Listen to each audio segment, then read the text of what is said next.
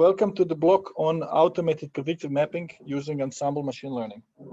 So we will do a 2-hour block and I will do about 1.5 hours, and then my colleague Mohamed Reza will also do a half-an-hour block on some and do a little demo using MLR3. MLR3 is a new generation machine learning. It's really fantastic software, and we're very excited to use it. But I actually did most of my coding in MLR, and I have most of my code in MLR. And I noticed that the transition to MLR3 is going to take time. So we decided to do most of examples in MLR. So the things I will show you, and then we will also show you the MLR3. So that means that for those of you who are more ambitious, that you can jump into MLR3 directly. So I will talk about Ensemble Machine Learning mainly for the purpose of predictive mapping, and I'm talking mainly about soil and vegetation mapping. And usually I finish doing these 3 steps, which is the fine-tuning, feature selection, and assembling. And I tend to use the superlearner algorithm, all the things I told you in the introduction block. And this explanation of that, how that works in MLR, it's called make stack learner function. So that explains how it works. I started making this little package called Landmap. It's relatively ambitious, but I didn't have time to, as I said, to put it on CRAN, and it needs some work still. So I will do a demo with the Landmap, so I will show you how it works. It's really Deus ex machina. So the projects that I used to do, like step by step myself, making decisions and looking at things, now it's just a single line, poof. So fully automated approach, and so that's a bit scary. So we will see about that. Then I will also show you how, like, I used to do geostatistics, and I had like spatial autocorrelation, you fitting variograms, doing these different types of kriging transformations, and I will show you how things look like now. In machine learning, you can also combine geography with feature space, and then you don't have to have all these statistical assumptions, stationarity assumptions. And then the next step beyond that is you just want to maximize accuracy. So you want to increase the fine tuning. You want to extend the number of learners you combine. And then you want to, again, automate everything. So there's a usual developments. We have also a book called Predictive Soil Mapping with R. This is an R Markdown book. We're also proud that this book is available on the Creative Commons attribution share alike, so it's not a commercial book. So we're very happy. So you can use anything from the book as long as you cite the source. You don't need to ask for any copyright. We are very much promoting open sharing of information, and especially scientific work. So this book is available. Also, you can buy a printed copy. When you buy a printed copy, $12 is donated to OpenGeoHub for summer schools. So you do it with a good cause. So yes, this is a book. I don't know if how many of you maybe already used the book. Yes, few people. So we have some. It's a bit. There's some discussion about soil variables, and maybe people said, "Oh, I just wanted everything in R," and we don't have everything solved in R. So we have also some discussion about complexity of soil variables and how do you work with them, but we don't have everything in R. So we would like to extend this book. It's also nice when you don't go to a publisher, then you can keep on maintaining the book. So we just now make 2 new chapters and we just put it. There's no bureaucracy, there's no waiting, there's no approvals, you just go and make it. So I like also that about doing a book outside of the commercial publishers. This is a general spatial prediction scheme. As I said, this block will be about spatial interpolation, spatial prediction. So like general scheme is something like this. You start with some geographical phenomena. And so let's say if you're interested in, for example, soil quality in Netherlands. So you say, well, our interest is soil quality. And then you say, well, we represent that soil quality with analytical variables. So that will be like, I don't know, nitrates, measures of nitrates, heavy metals, I don't know. So, and then you go and you pick up that variables, and then you collect samples. So you do some sampling design. You want to do it objectively. So you pick up some probability sampling, I don't know. Then you get the data, and then you pick up a library of models that you can use algorithms. And then you from data, you go to model, and you estimate these model parameters. And these model parameters you then use to do predictions. Basically, you make a predictions on a pixel, and you create a map. And then you go back with that map. You deliver it to the people that requested. And now the question is if that satisfies is it fit for use? And if it's not fit for use, then you redesign. And then you could redesign collecting extra variables. You could just collect more data from the same variables, or you could just do updating of the model. And then you rerun that. So it's like a continuous process. And then if it's all good, if they say, okay, it's fit for our use, then they can do decisions. And they can do, you can do scenario testing, and you can do some uncertainty assessment. So that's like a general scheme. And probably you're all aware of it, but we put it here. Back in 2013, we wrote this article on mapping efficiency. It's a bit more theoretical article. So we look at what are the key variables of engineering the spatial prediction and mapping processes.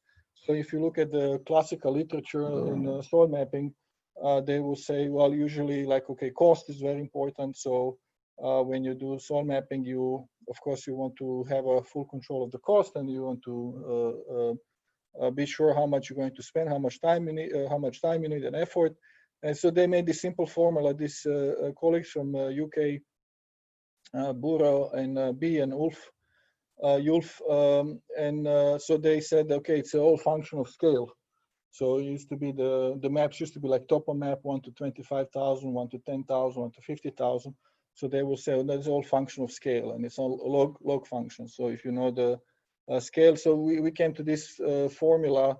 So with these parameters, you can estimate how much, depending how detailed scale you want, you can estimate how much will it cost to map an area. And this is usually the cost is in some unit like euros or something per hectare. Okay, so it's a classical way of thinking. And so we wrote this paper, mapping and efficient information content, and it's one of the papers I'm really proud of, with very little citations, unfortunately, because we look at like hypothetical concepts, and we came to this new idea. So it's very generic, and we managed to prove it with the actual derivation, mathematical derivation, that this mapping efficiency concept, it's correct, and also with the real data, but very little citations. This is the example in USDA and New Zealand and Canada. So this is the range of, and this still, by the way, this is still used. That's still in use. People think in that way, that how much money it takes you to map a hectare of land. But so we critically look at that, and we say, no, actually, you need something like this, and we call it information production efficiency. And so that how much money does it take you to produce a effective byte of data? So I will try to explain that, but maybe it's a bit hard. So how much money does it take you to produce effective byte of data? And we looked at the theory from physics, the compression theory. So the effective data is the data that stays after compression. So in compression, you like with the MP3, when you listen to music, you notice that the raw data, the raw recording, can be very long file, can be gigabytes. But when you want to listen to it, then you finish with these files of like 4 megabytes or 5 megabytes. That's the MP3. And so this is compression. And this compression is from physics. There's a Nyquist theorem that says that you don't need the data, which is everything which is beyond half of the noise or the uncertainty in your data. Half of that noise you can just remove. And that gives you, that's an efficient way to compress data, and that gives you the efficient data. So that's why the MP3 is only a few megabytes, but it cannot be less than few megabytes, because if you will go on further compress, it could happen that you will decrease the quality of the sound, that people wouldn't use it anymore. So the MP3, it's really optimized. It's an optimized data size, and these are these effective bytes. So when you have a famous musician, they produce a 3 megabyte song. So they produce 3 megabytes of useful information. Yes, and with the mapping, you do the same. You could also compress, if you take out the uncertainties, you can compress the data. So you take half of the prediction error, and then you compress the data, and then the bytes you get, this is the effective bytes you produce. And then you don't, this has nothing to do with scale. So you could also, for example, you could make a map of Europe at very fine pixel resolution, but it can have effectively very little information. So after you compress it, it can be 1 kilobyte. You can have a map of the world, which is like 10-meter resolution, but if all the numbers are the same, if you compress it, you will get 1 kilobyte. Yes, so that's how this concept of effective information works. And here's a bit better. Yes.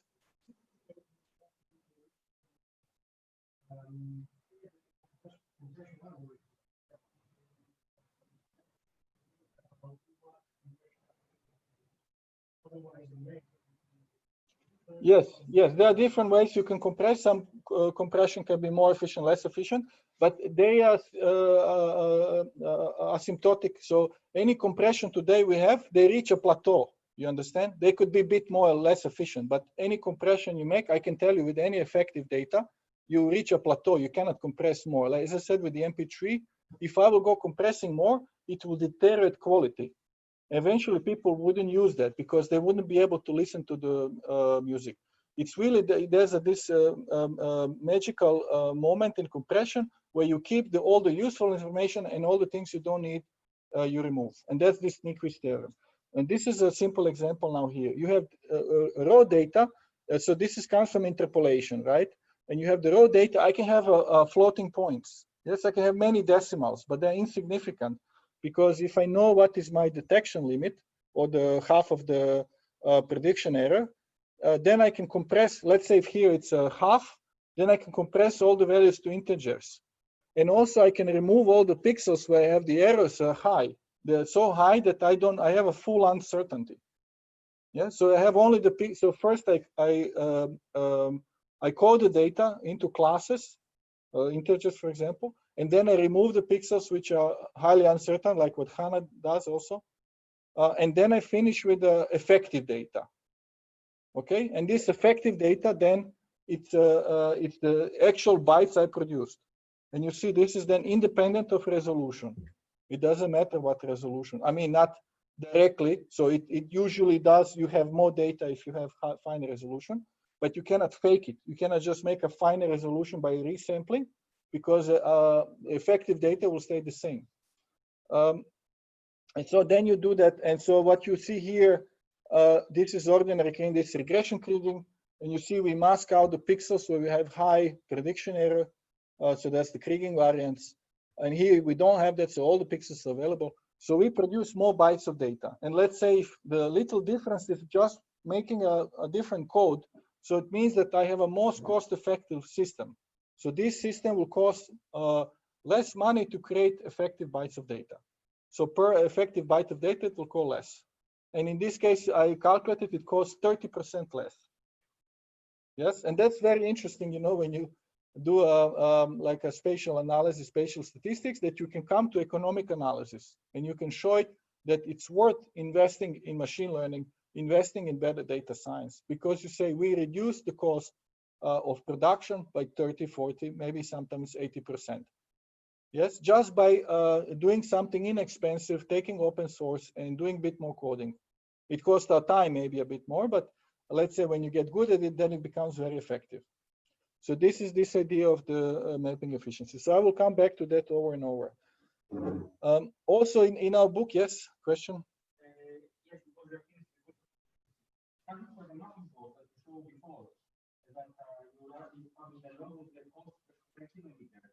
Yes. How do we count that mapping is completely arbitrary, or maybe it's out so that we need more time for cover? No, that's good. That's good. That's good. I use this. Yes, I agree. No, I agree. This formula was used for illustration, but it's just this because what they do here, they will estimate the cost per country, and in country they will estimate that there's an average complexity. Yes, so there's an average complexity of New Zealand, of Netherlands. Obviously, Netherlands you don't have to climb any slopes, but yeah, there are some slopes though. So that depends on complexity. But so then they come with this, but it's simplified. And there are other books that say, okay, you have to take into account the effort, field work effort, then the cost of lab analysis, usually the most expensive, things like that. But this was just to emphasize that this idea of cost per hectare is really one-dimensional. And when you talk about really mapping efficiency, we came up to the conclusion that it should be replaced with something which is really important, and that's the accuracy. Increasing the accuracy. So explaining more information, being more efficient to produce more information. Okay, so that was about that. This is from the book, the Predictive Cell Mapping with R. This is a school example. It's a mass data set.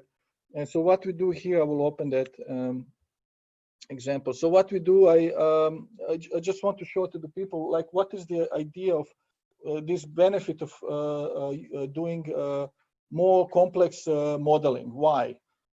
So you could go, and that's very nice in the carrot package.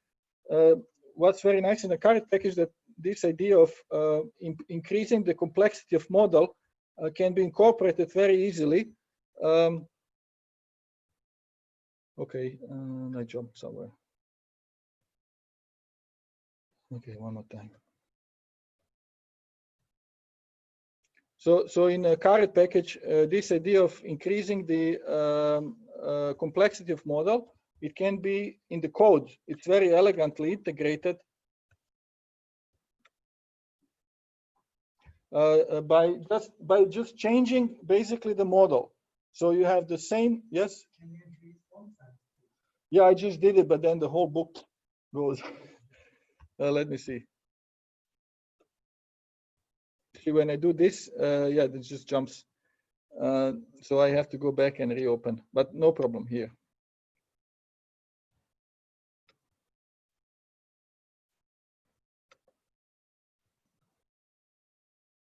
Also, the book freezes a bit when I just open it. Let's see. Okay, now we in. Now I'm not increasing anything. So what you see in the carrot package, you pick up this regression matrix, and I'm looking at organic matter. So organic matter or soil organic carbon. And the most simple estimator is if I just say I have 150 points, and I just estimate the average of the 150 points. And that gives me also estimate of how much organic carbon I have. So I don't have any information. I don't do any modeling. I just say, I throw the points and I estimate what is the mean. So that's also a model. You see, that model is basically organic matter is a function of intercept. Okay, it's a formula like this. Then I could say, okay, I use the soil map.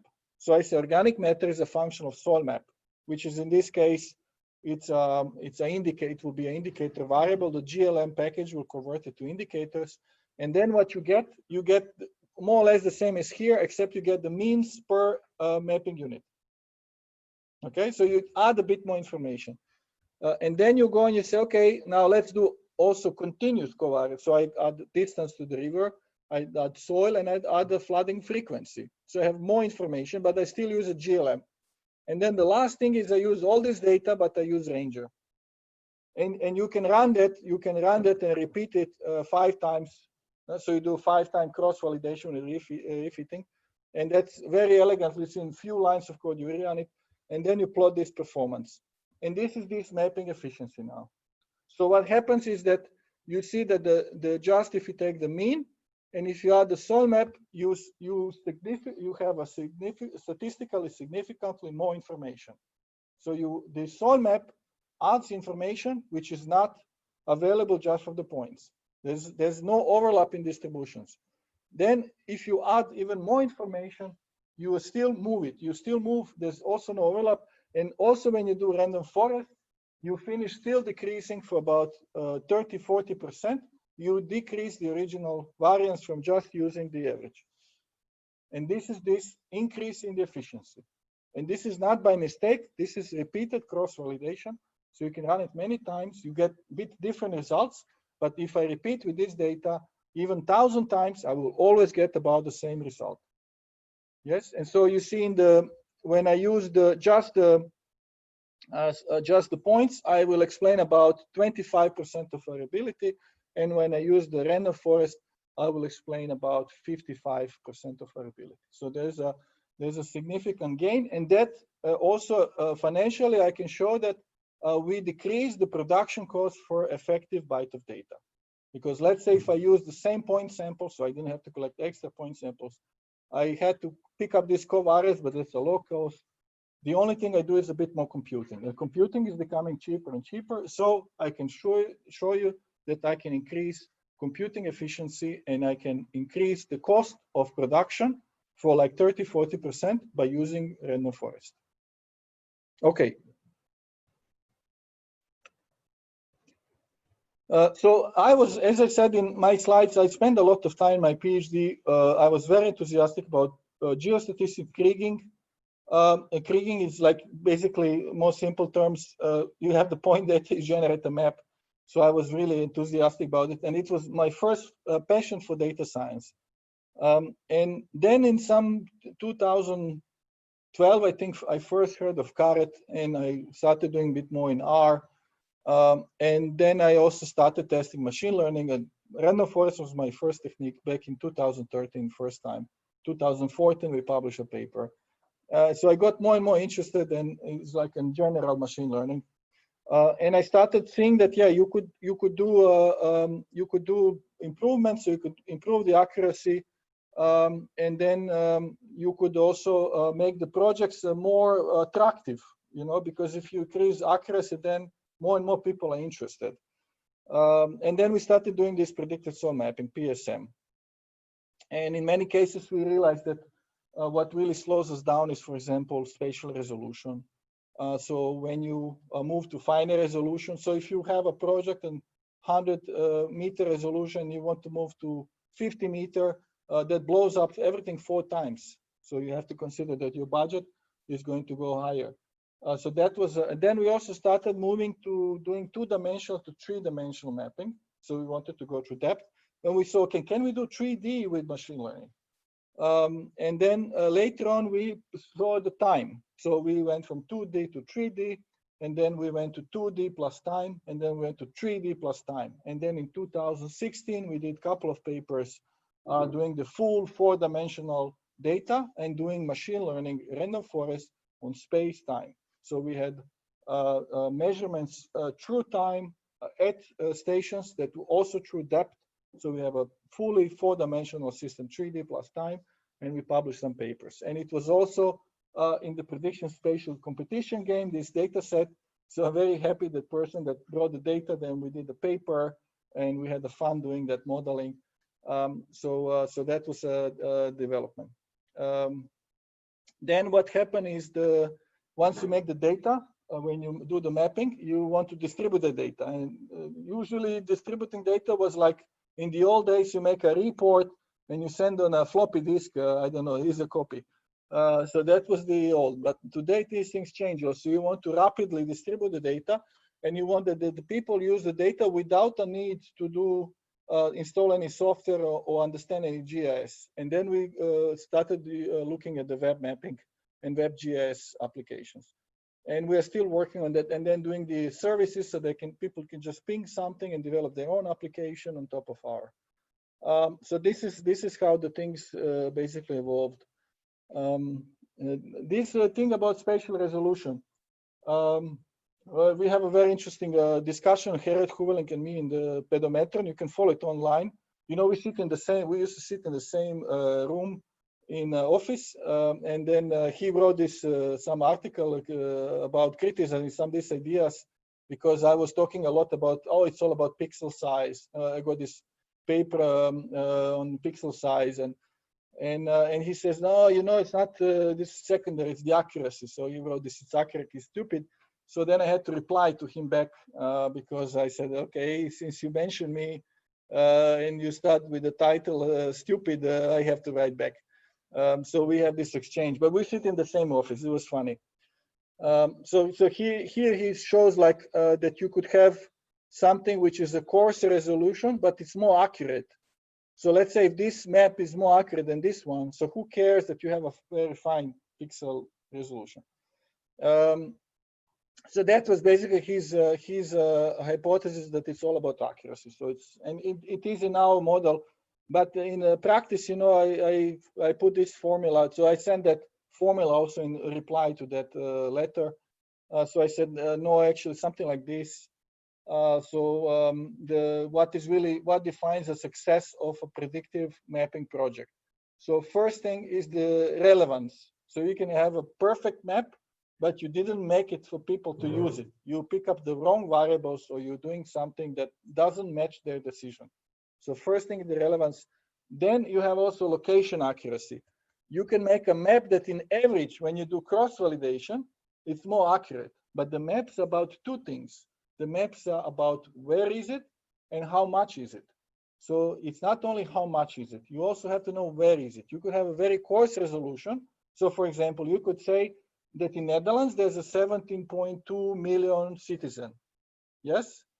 And you can be very accurate about it. You say, I know in Netherlands, it's 17.2, blah, blah, blah, you know, up to the last, to the individual citizen. So it could be high accuracy.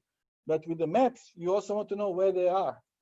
So you could have a perfect estimate that's the thematic accuracy, but you don't know where the people live, right? So what I think the success of project is if you have both, you want to know where the people live in the Netherlands, and also in average how much in each pixel how many people live, or each polygon. Then the other thing is the completeness. Many projects you have fantastic data, but people don't complete. They have missing areas, they have missing pixels, and as I showed you in this map, if you take out the pixels, we have a uncertainty very high. You never completed. You didn't complete, and this completeness slows down usability. Because imagine completeness like this: if somebody has to make a decision based on your map, and you have something which is incomplete, so they can never make a full decision. Yeah, so then it also decreases the success of the project. And then the other thing is the access. I notice many projects, they will publish a paper and they say, we made this awesome work.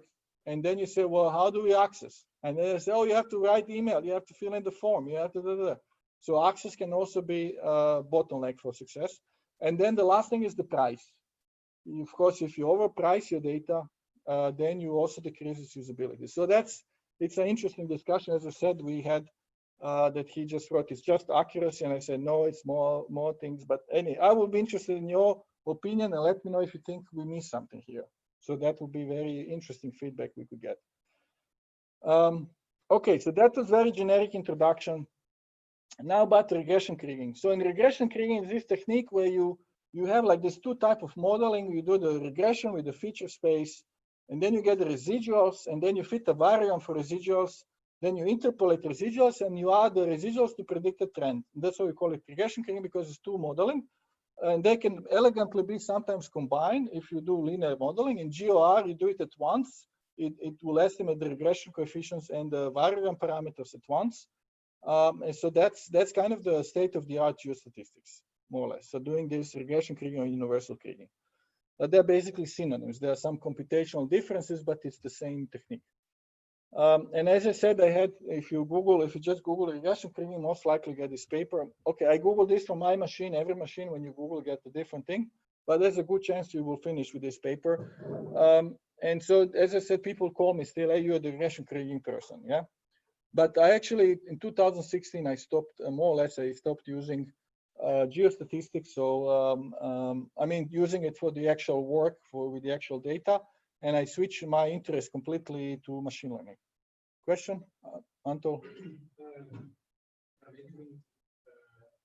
a general overview of the I started to talk to them yesterday, so I would be interested to have a trend. I'm wondering, like, is it justified regression kriging? Regression is really a different approach. It's like a one-step. If you, let's say, you substitute this trend component by, I don't know, in the forest. Yes. And that is something I'm thinking about a lot. Like, if it's, are you able to do that, or is that the model flawed because, well, first of all, you might not have autocorrelation. Yes, so if you, that's what I did in back in 2014. I switched from linear regression to random forest, and then I wanted to do random kriging on the residuals on random forest.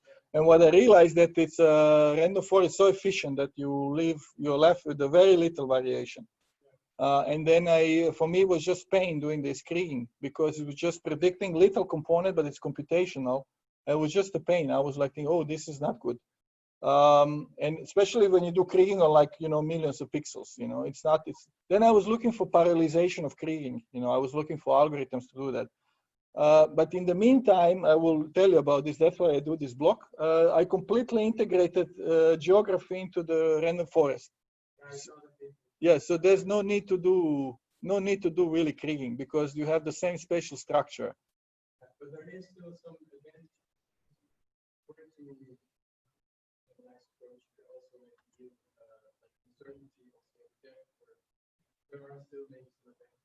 Okay, well, let's take a look. That's why we do this block. I don't claim to have solution for everything, but yes. Question? Yes, it's based on however SPM packets.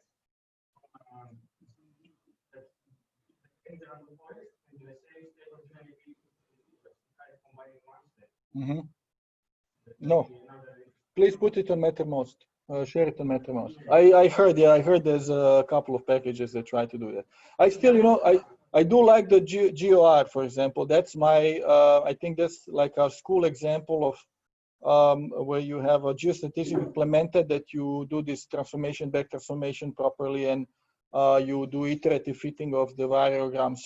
And that's this book model-based geostatistics, Diggle and Ribeiro. So I did use that, and I put it in Landmap package, so you can still do. I still think the fitting variograms is very useful. Fitting variograms, getting it estimate what is the range of spatial dependence, what is the nugget. That's very useful. But I don't do it for the kriging. I don't use anymore. I don't find it necessary. It's just I think there are more flexible techniques. So just to say kriging, let me just finish it. So in kriging, the thing with the kriging, so this is this issue with when you learn geostatistics. So the first thing you look at your variable and you look what's the transformation in it, what's the distribution of variable.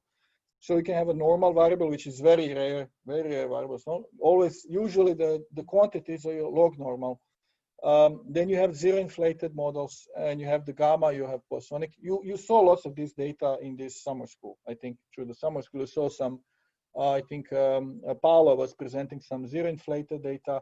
So that's these outbreaks and things. And we had also some bosonic data, which are the counts. So we saw this. And then the second thing you do the variograms, and here you have to also do some choices. So the variograms, you need to get them from residuals. So you can do REMOL. Then with the covariates, you can do maybe PCA. Then also things change on the support size. You have this mixed effects, and so it's complex. And then you do prediction, and then you validate prediction. So that's here the shortest code possible. So you take this mass data set. And you convert you just have to convert to this geo format. So if you take zinc, you say I make a geo file, a geo object, and then I specify there's no, let's say I specify, oh sorry, this is the, so it's log normal. And then I have to put initial variogram because it needs initial variogram. You cannot fit without initial variogram. So I put initial variogram, and then it will run REMOL. And then I get the variogram, and then I do krige conventional, and I say I want to predict the dislocations, and this is my model, variogram model. And then it will say, okay, I do this, I do Cox data transformation, then does prediction, and then does the back transformation. Okay, so that's the GR, that's the state of the art. And then you get that map. And then in between, you see, if you look at the trends, that's about the time that I switched to random forest. That's the Google Trends kriging in random forest. So that's about the time I switched. And Google also reflects that there's much high interest in random forest than in kriging. It was only in Brazil they were still more interested in kriging. But the rest, the China and Europe and US, Australia, they all went for random forest. And there's this famous article. If you have time, please read it. It's really fantastic article. It's called Two Cultures. It's written by the person who basically developed the first version of random forest. So he calls it Two Cultures. And it's about basically the way I understand it, you have this purely data culture that you say, I have no assumptions about structure, distribution, anything. It's just, I want to adjust everything to the data. It's kind of a data religion. And then you have this model-based culture where you obsess about the distribution model. And there is a beauty in that, you know, when you look at the Gaussian distribution. So the beauty of modeling Gaussian distribution is that actually it has only two parameters. It has the mean and standard deviation. There's a mathematical formula, and you only have to determine two parameters. And you can make lots of distributions, you know, so you reduce the complexity to something very simple. So, and that's really beautiful when you think about it, that somebody managed to reduce, in this case was Gauss, Johannes Gauss, or what's his name. So he managed to reduce that complexity to a mathematical formula, two parameters. Then you look at the machine learning world, and you have these models with like tens of thousands of parameters. It doesn't matter how many parameters. The only thing that matters is whether you can get that pattern, whether you can predict something, whether you have that magic of the algorithm to recognize these patterns, and not by chance. And so these are these two cultures. But please read it. I feel like I moved slowly to this culture of data science. I feel like I'm moving there, but I don't now delete all in my head all my knowledge of geostatistics. I just don't use it the same way, especially for the operational projects. There was this also famous story. There's an excellent documentary. He's a Korean person, and he was the world champion in Go. And he never lost any game, I think, or something like that. And he played 5 games versus Google deep learning team, and he lost 4-1. And that was a big surprise. And please watch the documentary. Everybody was surprised that he could lose so badly. But every few years now, computers beat us in all these games where we thought that you requires like highest level creativity and something unpredictable. So he lost 4-1. Then there was also DeepMind also won some computer games, which are also very complex, and they're not easy to actually. So the chess is like very simple example, right? Chess is already gone. I mean, that was from 1997. We cannot beat the best computers anymore in chess. So we already passed that line. But for this one, the StarCraft, they were very surprised that the computer managed to beat actual people because it's multitasking. It's it can develop in very, very different ways. So they were really surprised that the Google team also managed to beat. And there's this interesting paper group, MIT. They said that actually they were surprised how you can use this relatively simple machine learning like neural nets to explain lots of complex data and complex patterns. And so you just get this data into training and you can explain really complex stuff. And it's also, they said it's almost magical. So they published this paper, Extraordinary Link Between Deep Neural Networks and the Nature of the Universe. So yeah, that's very interesting. And then the group in Jena, and I completely agree with them, they published this paper that if you do machine learning, but if you avoid all the processes, all the knowledge about processes, that you are making a mistake because, for sure it's suboptimal. And they envisage that the real development that is going to be exciting is development of so-called hybrid, so data-driven, process-based driven models, where you model all the processes the best you can, and then you use machine learning just to calibrate that processes. So that's kind of the idea of this paper. And I fully agree with the authors. Also, as I told you yesterday, doing machine learning, in the beginning for me, it was a lot of excitement. As a data scientist, I was like, I can crunch large data, I'm getting better R square. But later on, I became more critical, and now I feel also the most important book in machine learning is not the ones that explain you just how to use algorithms, but the ones that explain you how to do diagnostics and how to discover problems with machine learning. And then one of the books that sticks out here is this interpretable machine learning, which is also our book down book, and I share the link with you so you can find it.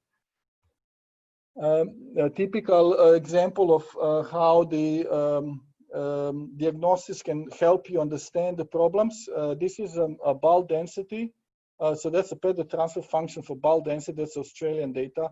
And I use this random forest SRC package. And so we had enough data so we could fit a predictive transfer function. So we predict the bulk density using gravel, clay, sand, organic carbon, and depth. And so in many cases, it's the expected relationship. So if you look at the carbon, soils with the more organic carbon, they tend to have a smaller bulk density because the soil is more pushed around. So the bulk density drops. And also with the depth, you see the bulk density increases because the soil is more compact as you go deeper. So these are all expected relations. But with the random forest SRC, you can also plot that predicted random forest line. And you can predict uncertainty, and you can see that. So these are these extrapolation effects. So applying this model, you know, there's a problem now here because the model, the fit, because I have not so many data for the high organic carbon. So if I will go to any place where I have like a 15% carbon, the bulk density starts growing again. And it can, if you extrapolate this line, it could go somewhere here. So eventually, if you have a really high organic carbon, it will have the same bulk density as low. And that's an error.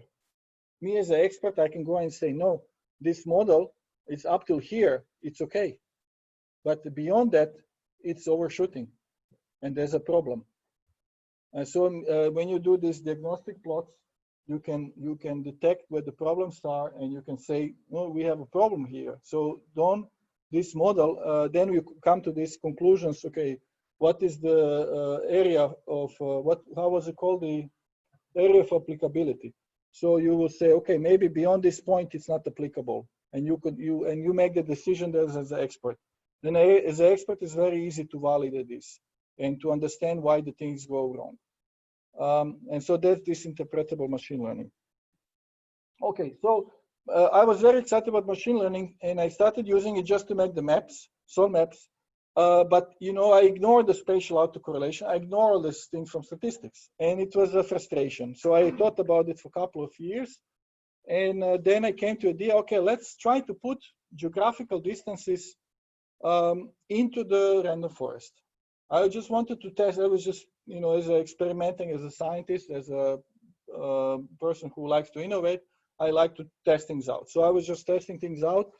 And then out of this testing, I got, okay, this is very interesting. So we wrote this paper, and we said, okay, actually you could use random forest. You don't have to do any kriging.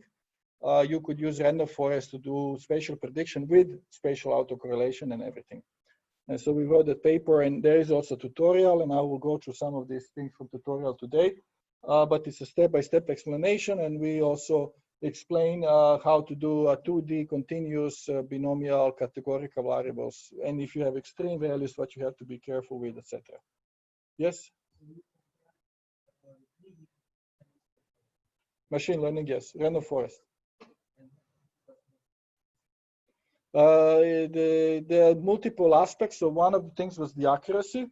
So usually it will be the same accuracy, it's better, especially if the data set becomes bigger and you have more and more covariates, and the covariates have a non-linear relationship, then it's always better than GR. In one case, we had even better geostatistics, where the relationship was close to linear, and then random forest, because it's ensemble, it was a bit smoothing out. It was smoothing to out much, so the accuracy dropped a bit. But it could be probably with fine-tuning, we could get the random forest. I didn't do too much fine-tuning, but probably with fine-tuning, we could get even random forest to match that geostatistics. So, but what was very important is that with the kriging, various sorts of kriging, you need all these assumptions. Yes, and you have, the worst assumption is this assumption that you have a constant variogram, that the variogram is the same, right? And then in random forest, you don't need that because it's tree-based. You could make a map, which is in some places is a smooth variation. Some place variation happens at shorter distances. So you don't need that assumption. So you have more flexibility. And then the other thing, which was always frustration for me in regression kriging, is that I do two models, the regression and variogram. I do them like separately. And always you have these iterations you can do. You do regression coefficients, then you do variogram, then you go back and recompute. So you can do these iterations.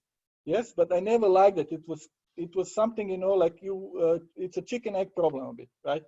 And with the random forest, you just put everything on one pile, and you get a single model fitted. And this model, it can be non-linear and it's non-static. So it's depending on if you have enough data, it will locally adjust to the dependencies. Yes?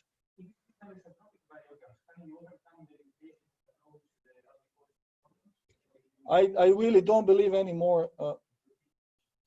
If you use an isotropic variogram. Yes, I will tell you. I will tell you my opinion. Maybe I'm a bit biased, but I am like these articles I showed you. I don't think that you know, humans can beat in the Go, chess, all these games, deep mind. I don't think we can beat them anymore. It's gone. It's behind the horizon. And also for me, many methods in statistics, they're behind the horizon. You just have methods that are just more flexible. And it's just a question of computing and doing, getting better quality data to increase the accuracy. So yes, I hope that answers your question. No, yes. Also another question.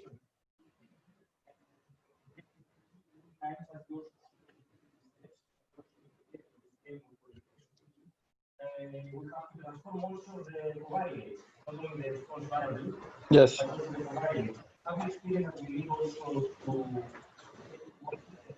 perform random forest for another machine learning? Yes, many machine learning techniques don't need the transformation. They have no assumption. So many don't need, but I do tend to sometimes I do principal components, and I do it mainly to reduce the number of features. It's a feature reduction. And also I notice if you have any noise in the data with the principal component analysis, you push the noise towards the last component. And then eventually you can filter it out. When you do feature selection, usually the noise gets excluded. So it's a kind of a noise reduction and feature space reduction. But officially, random forest doesn't need principal components. There's no need to do it. Okay, so this is in this paper, we made this generic idea. And so we said it's like this. You have basically geographical covariates, geographical feature space. You have the surface reflectances, and you have the processes. So this is Earth observation data, this is geography, and this is process-based modeling. So we said, this is the generic approach. And then if you apply random forest to add that F, right, then you do everything at once. And that's what we try to do, and with the distances. And first we derive just Euclidean. This is a Euclidean distance, so that's a point, and then distance around it. But you can also plug in random forest, which you cannot plug in kriging. You can calculate these distances on the, for example, effort distance, so the distance on terrain. So moving to this point is a bit faster than moving to this point because you have more terrain here. And then the other type of distances is this, and which I always find as a frustration in kriging, that you have these watersheds. And if you look at the 2 points that can be close to each other, imagine there's a point here and point here. They are close to each other in Euclidean space, but in the watershed space, they are really far away. There's like a ridge between, and actually they're not part of the same watershed. So the material that streams to one point, it doesn't stream to the other point. But you can have some other point down the stream, and this one is actually connected with this point on up the stream. So you could also compute this so-called upslope and downslope distances. So you could plug in also these other types of distances in machine learning, and then you put everything together, and you just do computing. And Thorsten Behrens, independently from what we were doing, I just heard that they're working on something. They also published in the same year a similar type of article the same year, And they also looked at this Euclidean distance, they call it Euclidean distance fields. But they started looking only at these distances to the edges of the center of the study area. So they are kind of just a, how do you call it, like the study area bounding box distances. So they did that and they got also a result. Then the other thing is spatial resolution. I have this paper on soil organic carbon. You see, I think it's much more important get the proper spatial resolution than to do, for example, whether you use a random forest or support vector machines. I think it's much more important. We look now going to this fine array spatial resolution. We push it because we have now a nice development that the European Union and European Space Agency released all this data publicly. So this enormous amount of data, actually, Earth observation data ready, and we just have to move to this finer resolution. But computational, not easy. You know, this GeoHarmonizer project, we spent about 40% of the project just for the complexity of moving to large data sets. And so now this is an example of, you saw the code in GeoR. So I need to pick up a transformation myself. I have to choose the transformation.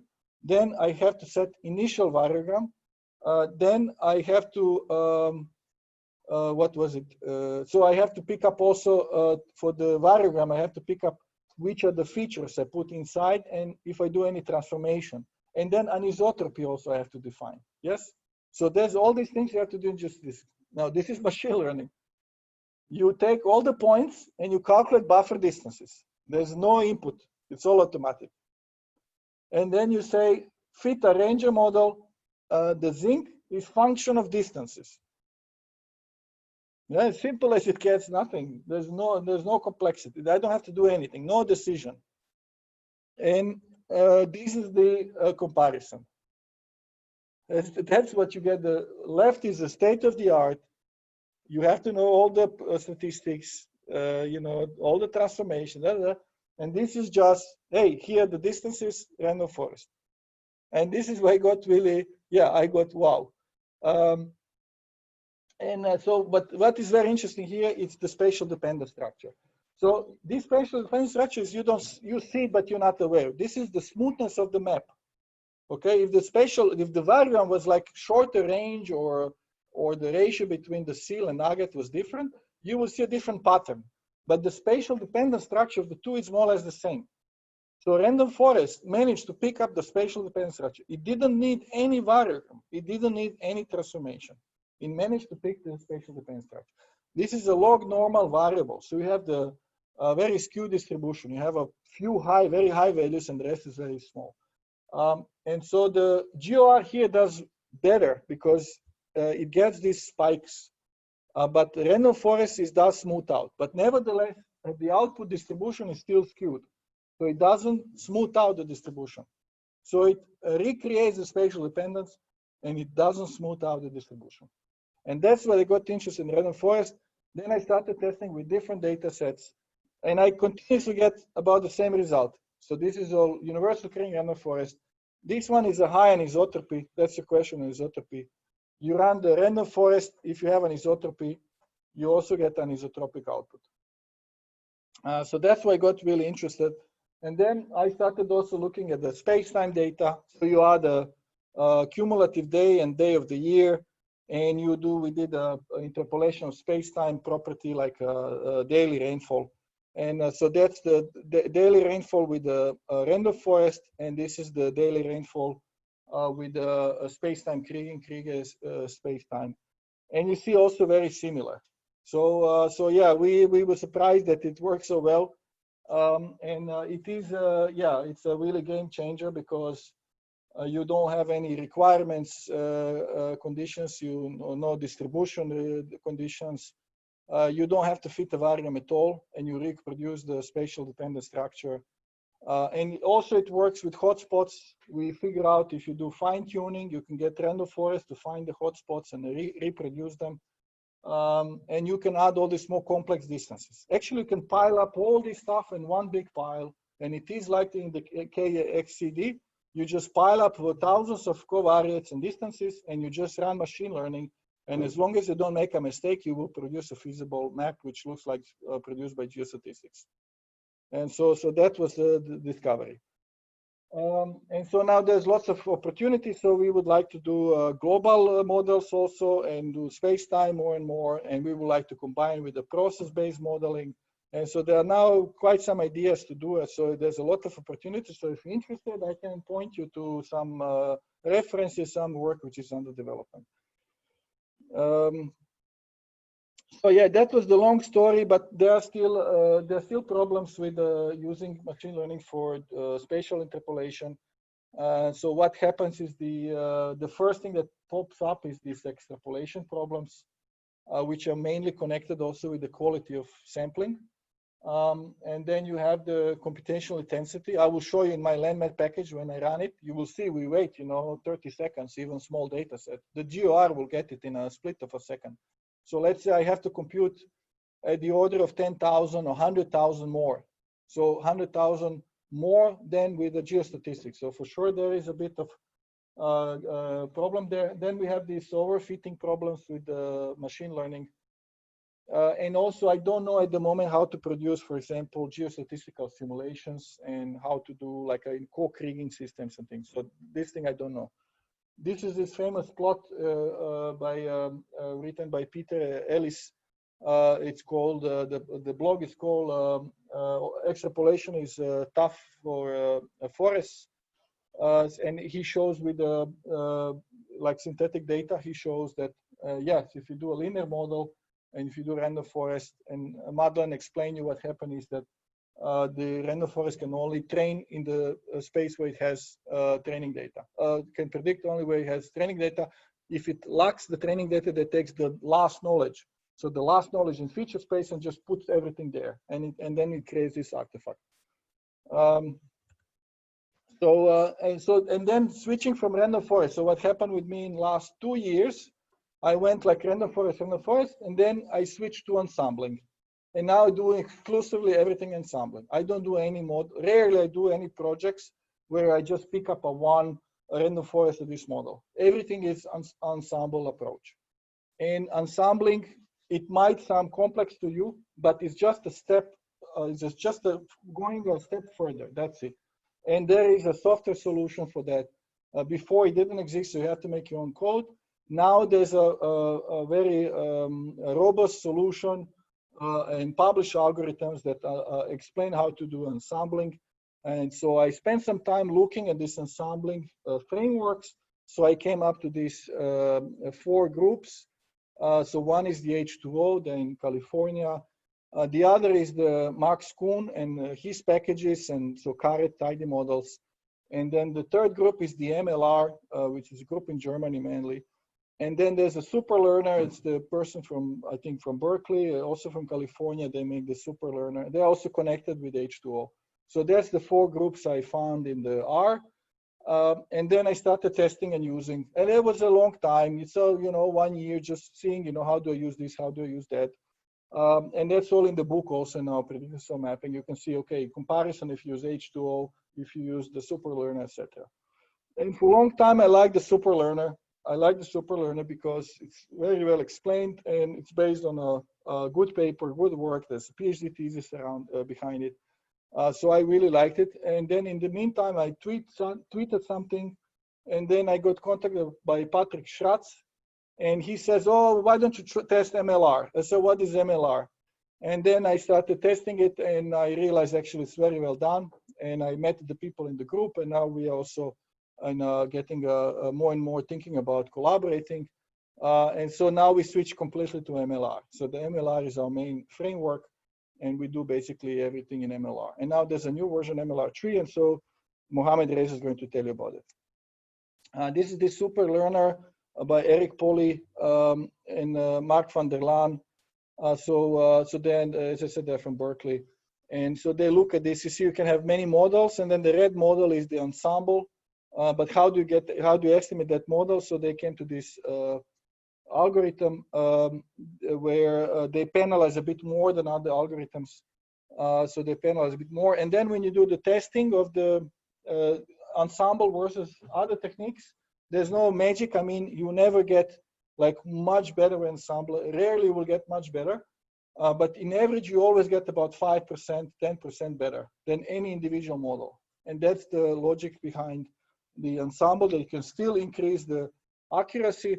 But what I especially like about ensembling, that when you do uncertainty assessment, because you use multiple learners, which are different models, different designs. So when you do the uncertainty assessment of ensembling, it becomes a model-free assessment of uncertainty. So you're not biased to using random forest or using that, but it becomes really model-free assessment. And that's what I also like about ensembling, that I think you can get a more objective idea of the uncertainty. This is as I told you, there are these three groups of covariates. There's the geographical covariates, process-based covariates, and Earth observation data. And this is kind of the general workflow. And that's also in our paper on the last page. That's what we envisage as a general framework for spatial prediction. So it will go in a multi-process. So you do this ensembling, you make the predictions, you get the prediction map, and then based on prediction map, you can do a second round sampling. So wherever you have a high errors, you collect new data, and then you redo the process. You do as many times you need until your RMSE drops to the level which is satisfactory to make decisions. And this is the framework we do suggest now for any project. If you want to start doing predictive mapping using machine learning, let's say, then this will be a framework. Repeated sampling, you sample in the places where your models have the poorest performance, and then if you do a couple of iterations, you should come very quickly to some maximum accuracy that you can achieve. Yes, question? Yes, but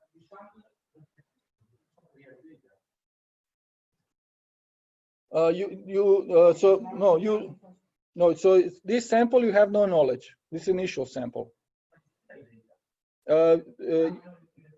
Yes, you take actual samples. Yeah, you go on the field, you do field work. Yeah, but you have here no knowledge. So this is the initial, the stage one. Then in stage two, you have the model and you know where the prediction errors are highest. And you go there, but you sample proportional to that prediction error. So where you have a high errors, you put more samples. And then you refit. No.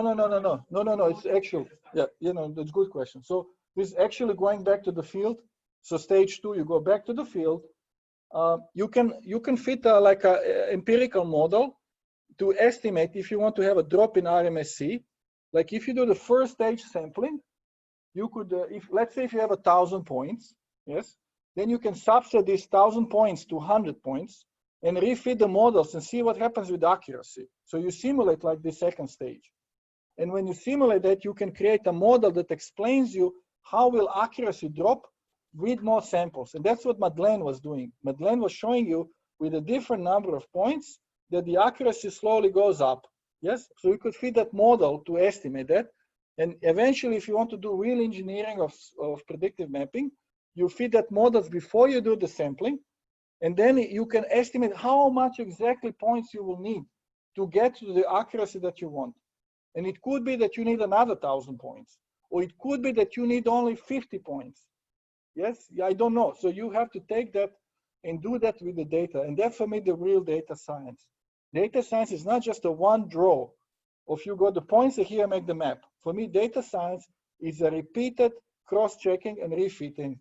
And it always, any project I did at least 5 times, I refitted the models and remake the maps and checked everything and then revise again. And then the other thing about data science for mapping is that you think as an engineer and you think how much my accuracy changes with the sampling intensity, with the covariates, what are the gains? And this is, I call this predictograms. I call these things predictograms. I use the term, I don't know, some people pick it up, but predictograms is how does the predictive performance changes with some parameter like the pixel size, sampling intensity, type of transformation, type of model. Yes. Then a colleague, I use these buffer distances. Now, these buffer distances, I take 1 point and I calculate a map. And it's very simple. So it was this code here. I just put this code and I just calculate this. So the code is short, but if I have 1,000 points, I calculate 1,000 maps. And my RAM goes poof. And also, like you fit a model where you have 1,000 observations and 1,000 covariates. It's over parameterized. And it becomes very computational. So, and if I will go to 10,000 points, it's poof, it's bye-bye. I cannot do it on a laptop anymore. So that was a bottleneck. And then this colleague from Denmark, Anders Muller, they figure out that, oh, you could do this oblique distances. Oblique distances is very funny. You just take this, coordinates of the area, and you shift slowly, and you make new coordinate systems. Yes, and you do like 8 rotations or 12 rotations. They discover it's already good enough. So machine learning figure out from that. It figures out all the spatial dependence. It's you won't be able to do the local relationships between local study area. You won't get it, but you get approximately close to something you get in kriging and stuff. Okay, so they figured that out. And I look at that algorithm and I said, okay, let's implement that. So I put that in the Landmap package. So I want to show you this Landmap package because also of the time. So here's my my Landmap. Oops.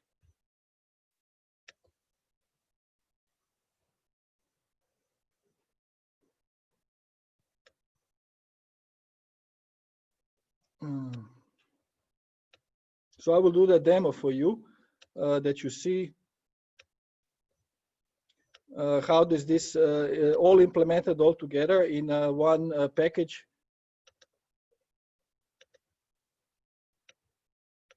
Let's take a look here.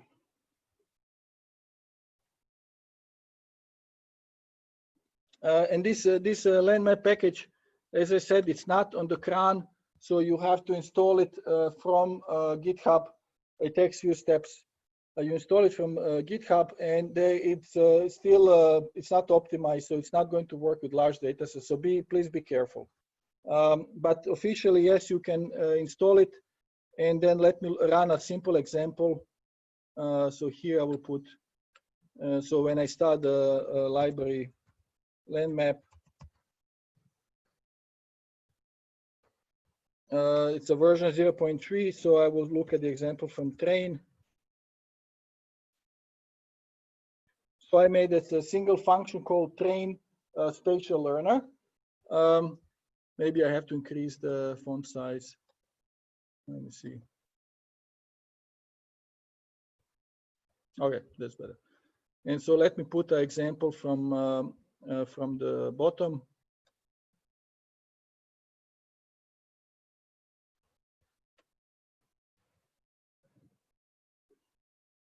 So this is what I said. It's a Deus ex machina. I load the packages, I load the data set. It's the mass data set. And then I need all these packages. And then I run just the train.spLearner. I said the lead concentration is my target. And I said these are the covariates. And this lambda I use because I need it for GOR. I cannot automatically estimate it, but I specified as a log transform. So I run this, and now it goes multiple steps. And also you can see that it runs it will run in parallel in the back. So the CPU is now fully used. So it has to fit using all chips because it's very computational. And now I get it back. See the steps all documented here. So let's take a look at the steps. So first I need to convert the flooding frequency to indicators. I do automatic that. And then also I do the principal components because I find that it's just easier to get rid of the noise. And then I do oblique coordinates. Then I fit a variogram. In this case, variograms cannot be fitted. For this variable, it's difficult to fit. The GOR has problems. And then I estimate the block because I do a block, spatial blocks. I estimate based on the variogram. So when I do a training of the ensemble model, I block using the size of the blocks. So I block ID. So I never use the points that are next to each other for training the ensemble. Okay. And then I do by default, I use this 4 learners, the Ranger, support vector machines, neural net, and Lasso. So I use 4 learners. I discovered that these are the ones that usually have a good performance. And then it just goes and trains the learners using the spatial cross-validation. And it runs a 5 times, refits all of these models.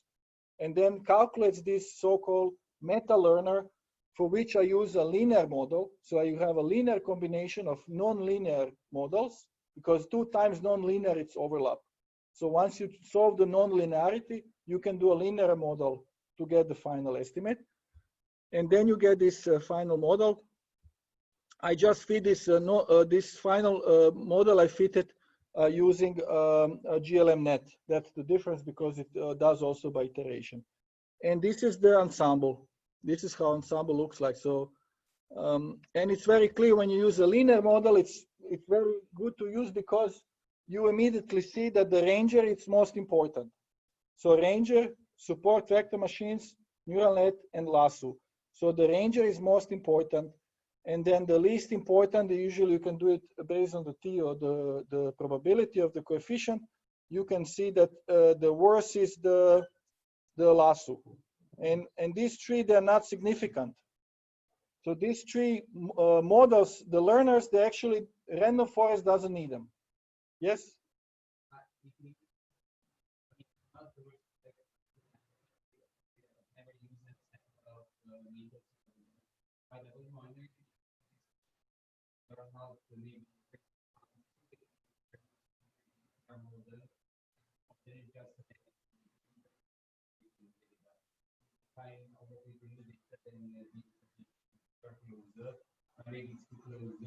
And they need to like the crystals. They are like crystals that people are speaking.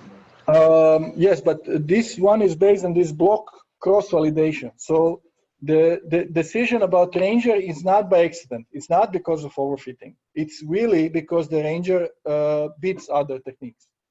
So that's what I made sure with my programming. I made sure that the overfitting doesn't mix the decision. And I have some other data where Ranger doesn't come the best. But surprisingly, in 80% of cases, random forest is the killer. It's really the things that sticks out. Yes? Usually neural networks are sensitive to data. Perform many pre-processing and rescaling, because otherwise the neural network cannot optimize their performance.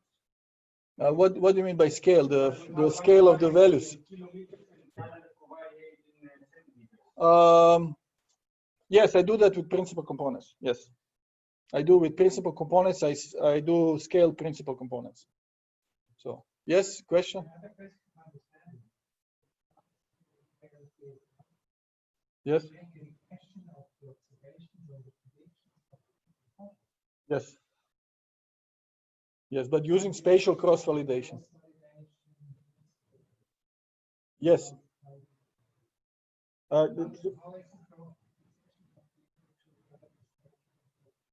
So because you fit everything 5 times with the spatial cross-validation, then you and then you use these points that you take out from the model fitting to fit the final model. So these points are never taken in the fitting of individual models.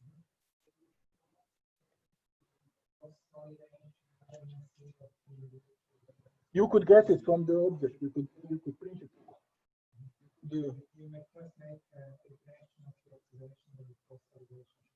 Yes. Yes, but and you see there's no mistake, and I will show you later on differences. But let me look at some other. So now I just switched to another. I had I put zinc and I refit it. It does the same thing. I could turn off, for example, principal components. I could say I want to turn it off, and I could put different learners. I could put 10 learners also. But I noticed it doesn't. You know, the few learners that stick out, and the other learners, you know, it just don't even bother, like GLM or something. Anywhere you have a bit of non-linearity, random forest support vector machines, Lasso, they will prevail. And then this was the second one. So let's take a look at this one. It's a bit different. And now you see that the neural net, it's also comparable to Ranger. So you see sometimes Ranger is not the only. But you see these other two, they are not significant. The coefficients are very small, they're not significant. But the neural net and Ranger, they are significant. And so when I make the prediction, let's make a prediction. And now I just say predict M. You see the code is compact. So you say fit the model, predict, basically, that's it. You make the prediction, and it predicts the response and also predicts each individual learner. So you have also each individual learner, and then it calculates the standard deviation of the significant learners. So it takes the insignificant learners out, and it calculates the cumulated standard deviation per pixel, and then it looks like this. So this was the zinc with the. So this is with Ensemble. So not only distances, but this includes the oblique distances, features, and includes the ensembling. So it's all wrapped together. And then you get, this is the map. And the same thing I also plotted in plot.kml, so you can see here. And these are actual values of the zinc. So you see here, there's some high values of zinc. And so we predict about 1,600 here, and it's measured 1,800. So there is a bit of smoothing. It doesn't go exactly to the point. But it was very interesting to see that this point, which is relatively high, 1,670, and this point gets cut out. Because I think when you do with a smaller data set, if you do this repeated cross-validation, then if a single point sticks out, it has a very low probability to be included in the model. It's very, if there were 2 points, a bit better chance. 3 points, it will sure make a hotspot. But as a single point, it smoothed that out. And that's a difference from kriging. That's a difference because in kriging you have just a single fit and that's it. And here you have like, so 4 learners, 5 times fitted, that's 20 fits, and you have the meta learner, so that's a 21 fit.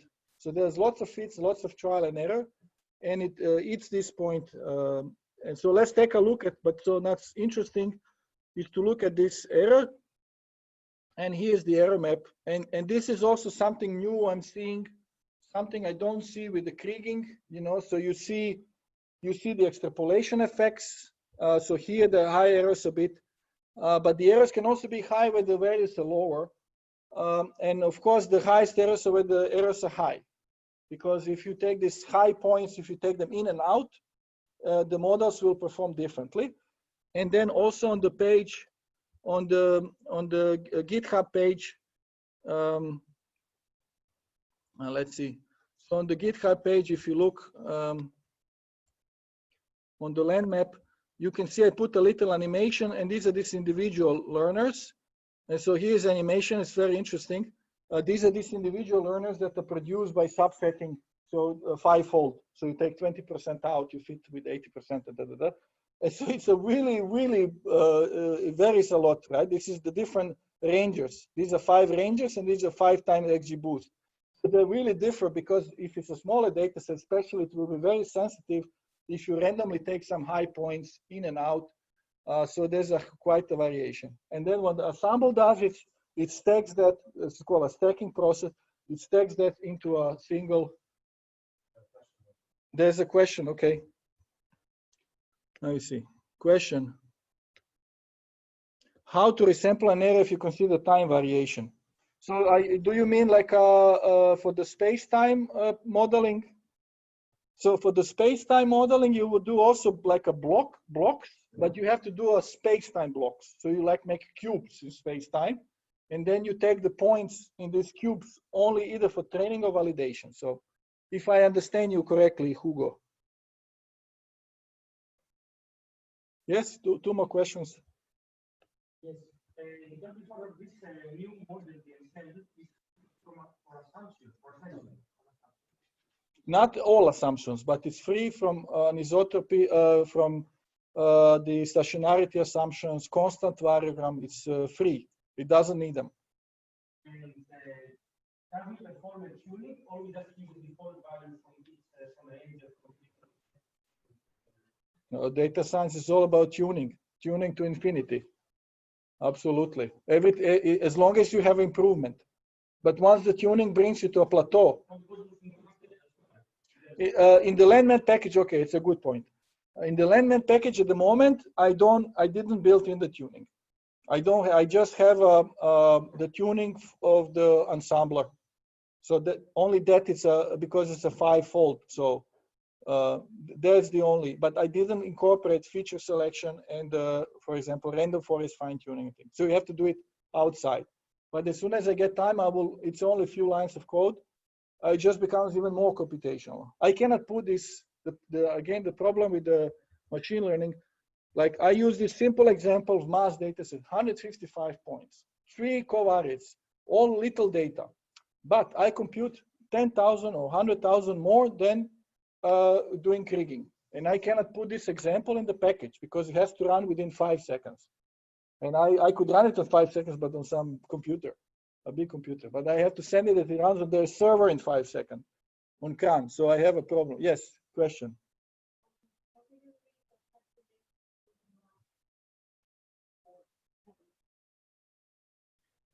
Okay, so when you look at this error map, which I think is quite good, and it does pick up this hotspot. You see here it's a bit higher.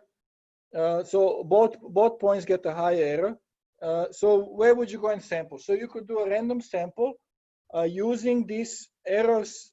So like a square value, because this is standard deviation. So squared value of this is a weight for the mapping. So you can do in the SpatStat package, you can draw a random point pattern, but with a different intensity. Okay, so I will do proportional intensity to the errors. So you will get few more points here, you will get no points here, and everywhere you have yellow, you probably won't get any more points. Because model has no problems where it's yellow. Model has problems where it's bluish and different colors. This is standard deviation of significant. So yes, good. Let me show you that. So this is the, so when I make the prediction, so I get this object, and this object, let me see, looks like this. So it has, the object is a spatial pixels data frame, so that's the prediction. And then these are the response values, and this model error is calculated, the model error is calculated as the variance between different models fitted independently using cross-validation. So it's kind of like a bootstrapping, but with a small number. I only have like 4. But I exclude from standard deviation, I exclude the ones that are not significant, because I notice that creates, it blows up standard deviation, and it's artificial. And so what you see that standard deviation is quite high because of this cross-validation, because I do a 4th block cross-validation, spatial cross-validation. So the values actually, the errors are high. They go up to 500. And the values of the variable, they go up to 1,400, 1,600. Yes, so the values of the errors are high, because if I do this with this spatial cross-validation, it's always, it's simulates like if you randomly sample in the area. So maybe they are too pessimistic. I'm not sure. Could be that they're a bit too pessimistic with standard error. But when we do the testing of the accuracy of the errors in the paper, the PJ paper, we got actually that but before we just use buffer, this is not ensembling. Then we got that they're all optimistic, the errors we get. So that this thing I still have to develop. Here I need the help. So Andreas, if you're interested in contributing to useful package, that would be a perfect spot to help us make that estimate of the error, ensemble model error, a bit more robust. And I think the bootstrapping is the way to go. It's just I'm warned that I cannot do this 100 times. I need to have something computationally efficient. I need the bootstrapping, which is based on like 5 draws or something. And that's what I worry, if I make a mistake, then we might be criticized for that. So that's the thing still. I think it's it's an open area. And I did post it, by the way, on Stack Exchange. Exactly that problem. I posted it. So let me see, I need to log into my Stack Exchange. So that's this one. So how do you derive prediction errors for ensemble machine learning model stacks? And then I went and answered myself. I answered myself, so I'm really lonely here. Please join me. Yes, but I did put it with the example from the package. So it's all documented properly. So you don't need any data. You just run the code and let me know what you think. How would you do it? Some people, yes, they did say something to do that, but at the moment we don't. There's no solution MLR. MLR is not going to give you a error of the stacking of the stack predictor. So yes, I can share you that with the MetaMouse. Let me see. So I will send it on my channel. So if you want to help community development, solve it here, please. Okay, I'm slowly I'm finishing in my everything I want to say. Just very quickly, I want to show you that this ensembling it can be extended now also to factor binomial variables. So for classification, it's like I'm trying to do like a caret. So you just say instead of numeric variable, I have now factors. So this is the soil type. So we have 3 soil types, and there's no change. You just say fit the model, but you do instead of regression tasks, you do classification tasks, and then you do prediction. And again, you predict the same thing. And here's the map. So you have 3 classes, and you predict the probability per class. So and it also has geographical distances, and you see here oblique distances, they do come up. They're visibly, they do come up because it creates smooth surfaces, so other covariates don't come. So it kind of does a kriging on the factors. And then very interestingly, you can also do the errors per class. And then very interesting, you see that where you have transition between classes, actually not a problem. But where you have, like this class is the class 1, the highest errors. And then this class 3 is less difficult to map. So also very interesting. And then also we did it on the sick data set.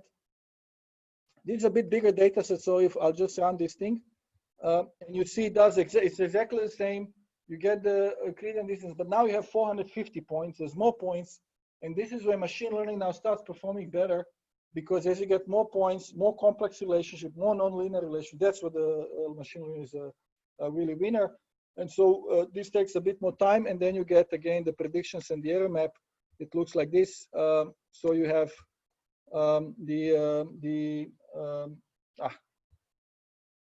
I hate when these points move. So you get the errors are highest where you have the high values, but there also you have some places like hilltops or something where maybe the extrapolation areas, the features are underrepresented. So it will show up areas where you have a high errors. So also like it looks like these valleys here. This is Switzerland, of course. These valleys, they have a less error, but here they have a high error because also you have high values. But you have also here, you have, for example, lower values, but you can also still have higher errors. And so that's a nice property. It's completely non-stationary. So you're not dependent only on the values, but you're really independent on these differences in fits and variation between learners. So, okay, so that was all from my side. I'm going to now pass the floor to Mohamed Reza.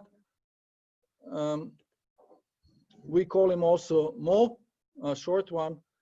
And so this thing I show you, this implementation, this is all done MLR. So I build up Landmap on top of MLR.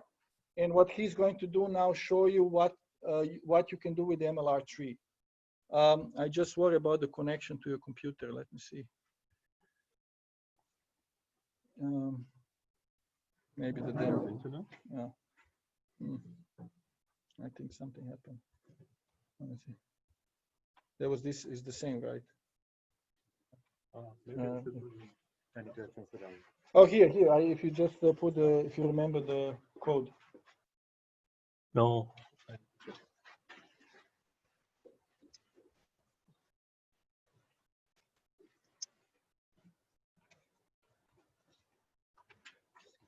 Yes.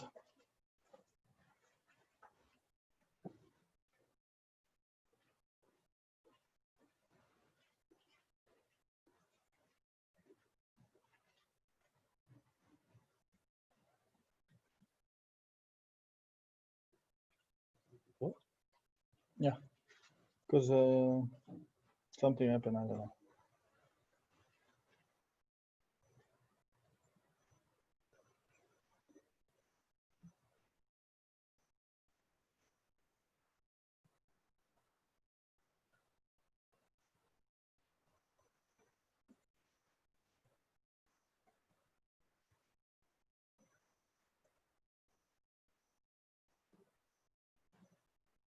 It's just this computer. And what's the code of that one?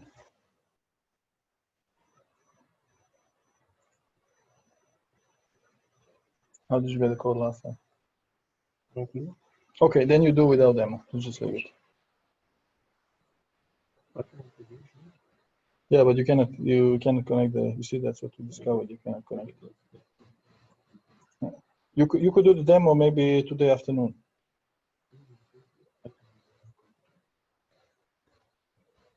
Okay, I pass it on to you now. Then you can present here.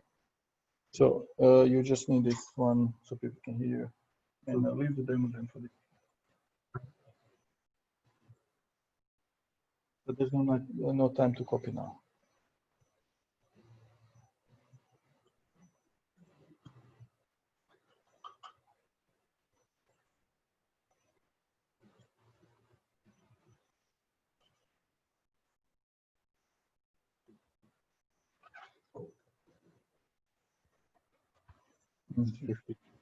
And that's the same number, right? Yeah.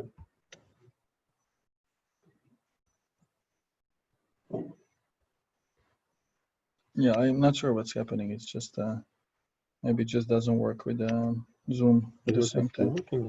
I know, but you see, it's just off. I'm sorry. It's yeah, we have to stop. You go and just present, and you'll do the demo after. I'm sorry. Okay. Maybe I can this also. I mean, No, you cannot because they need to be broadcast. Okay. So hi everybody. My name is Mohammad Reza. A bit long full name, Mohammad Reza Sheikh Musa, but everybody calls me Mo here. And yeah, I'm a researcher at OpenGeoHub, and I'm today going to give you a bit of introduction to MLR3. And before that, I would like to know how many of you so far worked with MLR3, and how many worked with MLR? And have you heard about MLR3 or MLR? Okay, cool. So I think this is going to be a bit then productive about MLR3, and you know, it's a successor of MLR. And so let's start with what is the purpose of my presentation. I'm trying to convince you guys to use MLR3. I'm not a representative, but just a fan of MLR3 and the team. And yeah, there is no like a profit, personal profit in it. So they are really nice team, by the way. They are really expert in this machine learning. And yeah, I'm trying to convince you to use a bit, maybe more frequently. So the overview of my presentation is I'm going to give you a bit of intro, just basic stuff, and then the building blocks of MLR3, some personal experience about MLR3, and the demo, unfortunately, not now. So what is nice about MLR3? They come with our fixed class system, which is also a bit of pain because there's like kind of different ecosystem from The other are built-in reference classes. So it's a bit of pain to change from, for example, S3 to this R6 class system, but the advantage is it's really simpler. I mean, if you use it, if you start using it, then you get to know more about this ecosystem, and it's way faster, lightweight, and blah, blah. And MLR3 itself, unlike Caret, which has everything in one box, is a modular package. So for each different process, for example, for tuning, you have one package, which is MLR3, for example, tuning. For, I don't know, for getting some learners, you have one different package, which called MLR3 learners, for example. So it's a modular, and that makes so easier for them also to maintain the whole process, because like it's a pain if you have one package and all things within one package. And it makes also more simpler for users to just use those packages that they need, not to install a whole package. So yeah, that's, as I said, this is a successor of MLR. Unfortunately, I think just 10 people also heard about MLR. But the focus of MLR3 is on the computational time. So if you want to do something in production, maybe not now, but it's going to be, I think, the best, like in coming years for production. So really focus on computation using R6 and data table, and also for the computational, for parallelization, use future apply, I think, package. Future and future apply. And also, yeah, less recursive dependency. So again, makes it more simpler. And yeah, some additional functionality, for example, for parallelization comes from future apply and future, as I said. And they won this prize, I think it was 2019. It was a big competition. So the team is really now well known in the community, at least for data science, not really for remote sensing, but we are also like in a close collaboration with them to provide some packages related to geospatial domain, together with Tom and some friends in MLR3 team. And we are thinking of like having another package next to MLR3 ecosystem. I think we agreed the name of MLR3 raster something, but it's going to be very, very fun and very, very complicated. We'll see. So the ecosystem of MLR3, as you can see, MLR3 itself is in the heart. So you install MLR3 for sure for every activity. But if you want to go, for example, for learners, to get some learners, you go only to MLR3 learners, then you just install that package and load it into your machine. So you don't need to, for example, to go, I don't know, to install all the packages like Caret. So this is, I think, is an advantage. So very light. And you can see the maturity level of each different packages. In the color code, write down, if you see the stable, maturing, experimental, and planned. This map, like this graph, 1 month ago, I would say it was a bit more red and more red, yellowish, but now it's more just green. So they are really developing fast.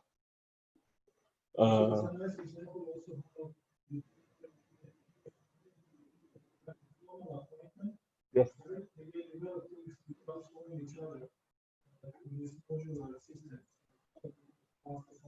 Yeah, that's also the case. So different people are responsible for different packages, but they are all like, yeah, there are also like one supervisor or two supervisors, which is kind of guiding people. But it's very nice. I mean, the way they structure also is very nice. The way they doing things, completely new I really enjoy also working with them.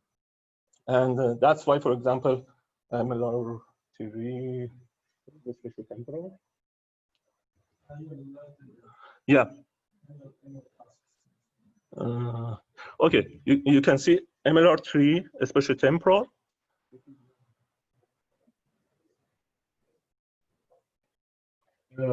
That's the only package related to geospatial, but the guy who is behind this package, I mean, is responsible, is like really a computer scientist. Still, he's making a really nice thing, and we are like in a close collaboration with that guy to take from this step to go to more advanced geospatial related package, which uses MLR3 ecosystem with all the fantastic advantages, and get rid of also those three classes that is already exists in our community, let's say. So if you have questions till now, none? Okay. Yeah.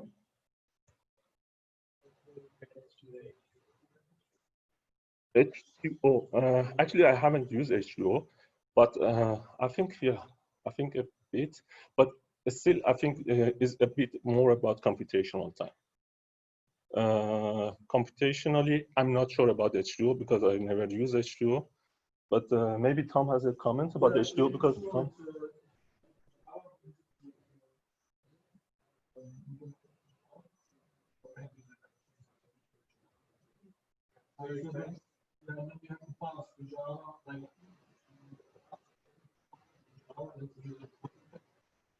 Like we have also a farmer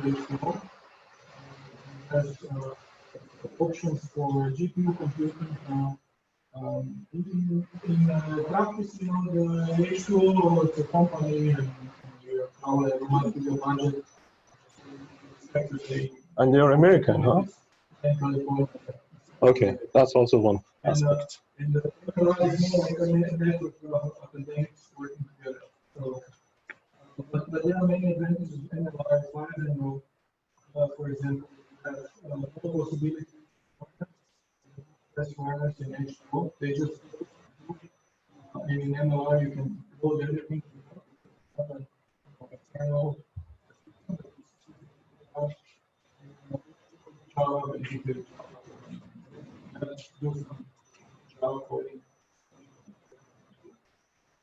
And for those who are also in favor of deep learning, MLR3 cross is experimental for now, but is developing fast. You can use it now, but just a bit simple, like really network. But you can use it for tabular data, this MLR3 cross. So my personal experience about MLR3,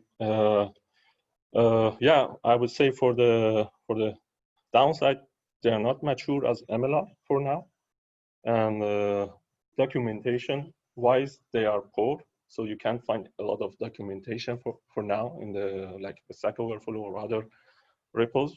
So it's a bit of pain if you want to do something new. You need to do a lot of, I mean, it's effort. So first run is real pain, and there are like some bug issues and different level of maturity, as I said, with, among the packages. And that's also a bit of pain because you don't know really which one. You should check every day because they're really growing daily. So the pros is also, yeah, they are fast developing, super friendly and skilled people. And if you raise an issue in the GitHub, they will reply you the same day with the full attention. So very, very professional. So that's really, really cool, actually, I would say. So unfortunately, I can't run the demo, but for the, they have, okay. So I just, here I brought an example how it works. Like, for example, if you want to know what learners are there, you just simply say as data table MLR learners, and you can see the keys. For now, they have 28 different learners that you can see here, but I would say like weekly they are adding to this list. And for example, for MLR measures, which like, I don't know, accuracy, RMSE, different measures, you also have for now 81 keys. That is also good. Also, they are really again adding. For the sampling method, they for now have 19 resampling methods. Those who start with SPCV is a spatial cross-validation, and that one, the 17, is a spatial temporal cross-validation. So a lot of also, I mean, yeah, just one moment. A spatial cross-validation is involved. Yeah, please. This is MLR3. I'm talking just yeah, that's I mean, that's how they wrote it. So this is index. What is MLR3? So you can't have this in MLR for sure. I mean, if you write as data table, yes, it doesn't work in MLR. Yeah, that's the syntax. So it's sometimes also confusing for me because when you run, load the library into the geographical machine, it's MLR3, but here is MLR. But that doesn't matter as long as it works well. So resampling method, very, I would say, rich. They're still working on it, and they want to have also more temporal aspect in the resampling methods. So it's very good. They're pretty much good, really. So demos. I think I stop here because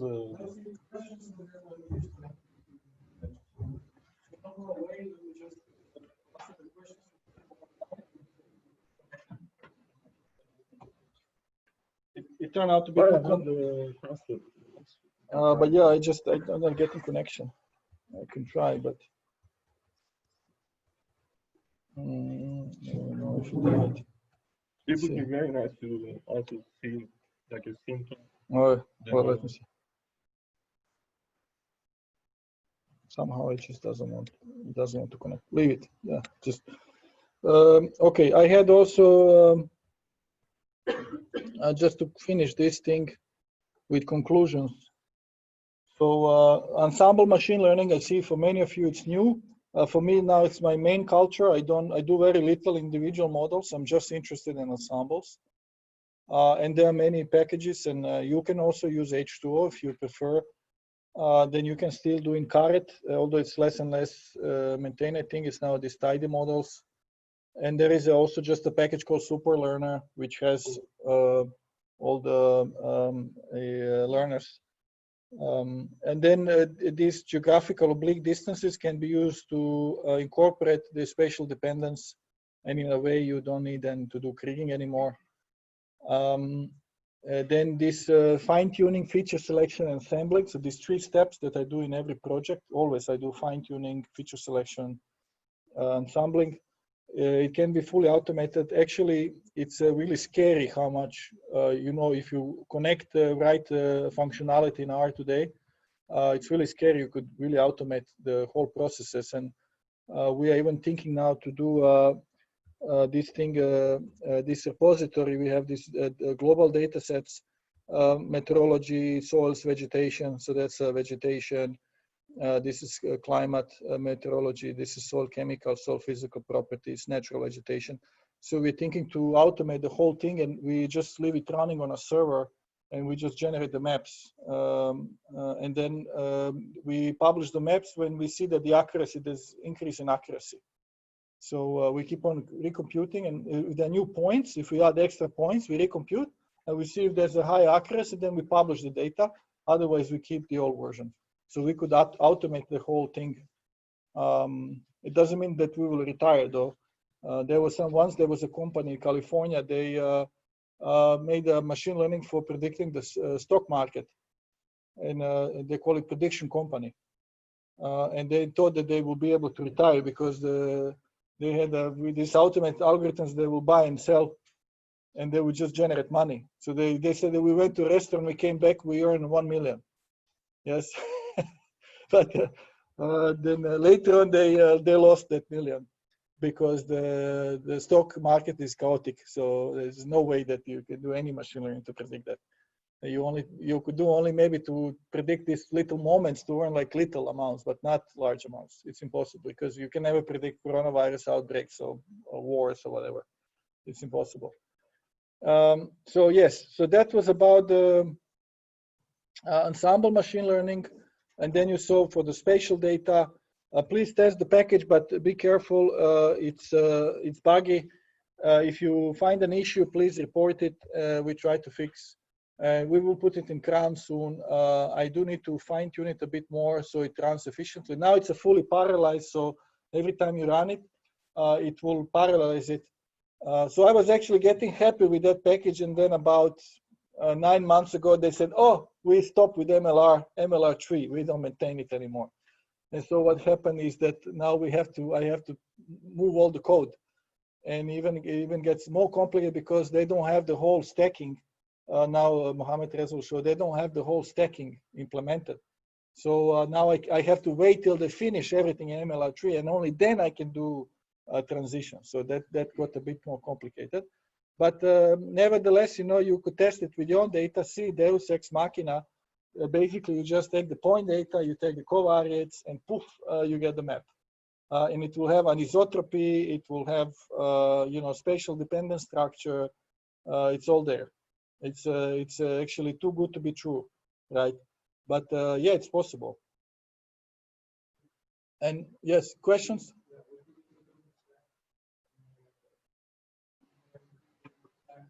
These stack learners, the ensembles, they have it, but they don't have all the learners. Not all the learners. They're slowly coming. They're being integrated, and then some operations you cannot. It's not complete. You cannot run.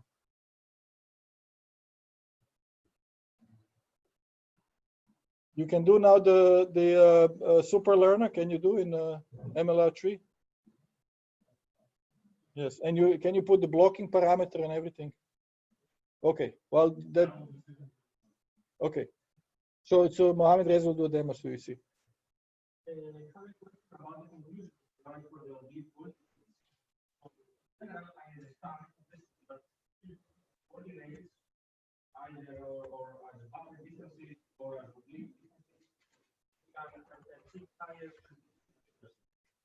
But my question is, does this procedure will help us to understand why having this part of the space? I mean, at the end, when I want to take a decision as a decision maker afterwards, I don't want someone to tell me that, look, the southeast part you have higher concentration. I want to know why. So by using the coordinates, maybe I mask the influence of the other variables that would be more important, like for example the solid properties or something. No. Yeah, it's a good question. Yes, and remember I said that my enthusiasm in machine learning was really exploded, and then later on I shoot myself in the foot and problems, artifacts, and I also don't understand why this happens. And then this interpretive machine learning. That's what it comes. So diagnostic plots. Then you have the variable importance plots. In this paper we also do that. The variable importance. So it looks like this. So you fit at once you fit the spatial and feature space, and then you have to plot. You have to look at the variable importance. So let me see this. So yeah, you should look at that, and you should see, and that's the variable importance. This table. And so what happens is the accuracy is okay. But now we want to understand how does it relate, and then you, for example, do variable importance. And so what happens is that the PC1 is the most important, the first component for that variable, and then distance to the station number 54. It's still with the buffer distances. So the station 54 is highly influential on the predictions. So that's the one type of diagnostic. Then you do also partial correlation plots, and you can do all these things from this book, Interpretable Machine Learning. You can apply it on this now spatial interpolation problem. And that way you can then, okay, I can explain you what's happening. Yes, okay. But this thing you cannot do with geostatistics. That at the same time, you see what's the importance of geography and specific locations and the feature space at the same time. And that's a big advantage because here you do modeling at once. And in universal kriging, regression kriging, it's a chicken egg. You have to get the variogram, but you need to get the residual, so you need the regression. And then once you have the varium, you have to estimate these general least squares for regression. So it's a chicken egg. It's a cumbersome. And here you do it at once. And remember, I told you you can do these complex distances, watershed distances. So maybe some watershed distance will pop up very high, very important. Then you say, well, you have here high concentration because the things stream down, or they come because you're close to the river or something. And then you can explain. But then you do the variable importance diagnostics. Are there any questions from people online? Yes, there's one more question. How can we get correlates from RFSP, then use those correlates with other? Can we get? Yes. So if you followed my talk, I don't recommend just doing the random forest anymore. You should basically do it once, pick up even like 10 learners, strong learners, and then you do ensemble. And in ensembling, you can maybe reduce again to like 3 top learners or 4 top learners. That's what usually happens. That, as you saw in this example, that only few learners, they will stick out. So like this one. So when I did the summary here, what happens is just a few learners. But yes, you could test also. You can extend. I mean, I could just go to this modeling where I do the train learner, and I would just add extra learners, and it will then do with 6 learners. It's also, there's nothing changes. This is fully scalable. So the code, my code is now okay that it's fully scalable, it's automatically parallelized, and it's all automated without creating artifacts. But still, I have to now move to MLR3 and things. So this is going to take time. Okay, there's no more questions online, I think. So we can stop the sharing, and I call now Mohammed Reza just to do the demo of the MLR3, just very quickly, and then we go for lunch. Thank you all for following.